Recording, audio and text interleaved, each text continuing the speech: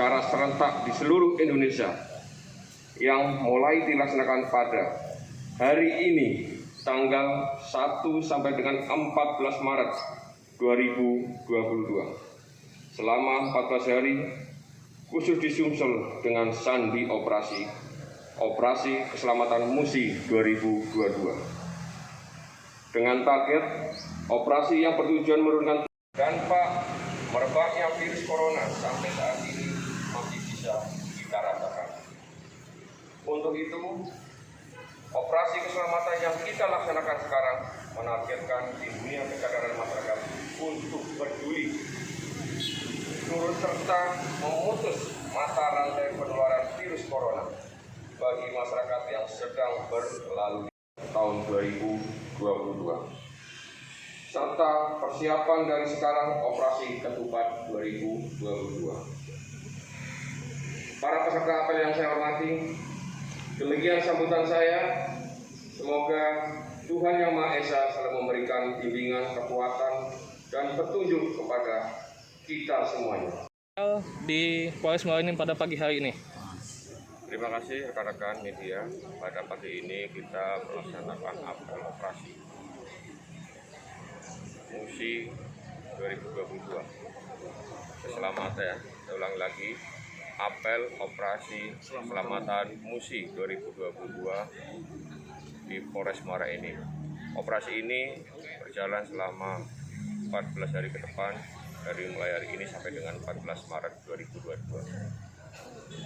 Kita gabungan mengajak kepada instansi terkait termasuk dari POM, Angkatan Darat, Dishub, dan dari Satpol PP.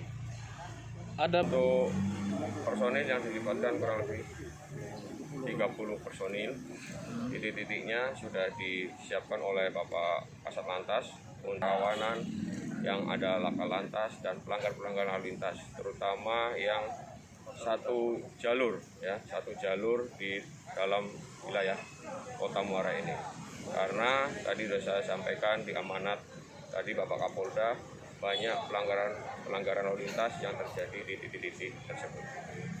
Yang pertama tadi melawan arus, tidak menggunakan helm standar SNI, terus overload atau overmuatan, terus berboncengan melebihi dari satu orang, ya, dan yang tidak menggunakan administrasi atau kelengkapan SIM dan lain sebagainya, terutama yang di bawah umur.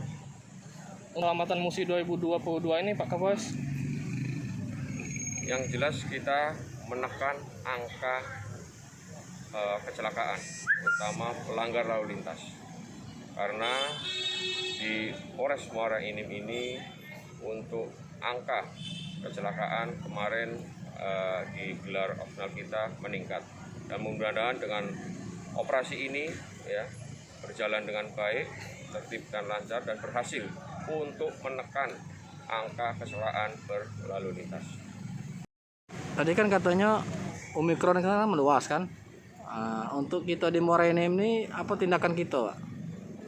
Untuk penanganan COVID-19 di Polres Muara Enim, kita sesuai dengan instruksi Bapak Presiden melalui Bapak Kapolri dan Bapak Kapolda.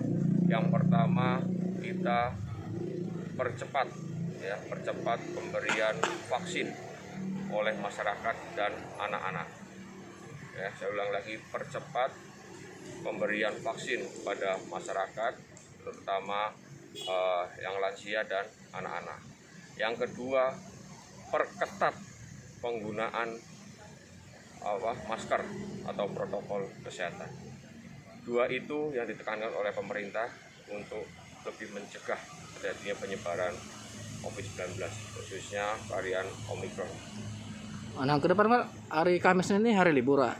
Untuk tempat wisata ada tak tindakan kita apa? Di kepolisian ini, di Polres Muara Enim, walaupun itu hari libur, hari merah, tanggal merah, kita tetap siaga. Kita sudah menyiapkan personil kita untuk tetap siaga dalam kegiatan antisipasi hari libur, terutama pencegahan penyebaran COVID-19 di titik-titik keramaian wisata. Anggota kita siap untuk melaksanakan kegiatan pencegahan penyebaran dari COVID-19. Himbauannya Pak kepada masyarakat siapa Pak?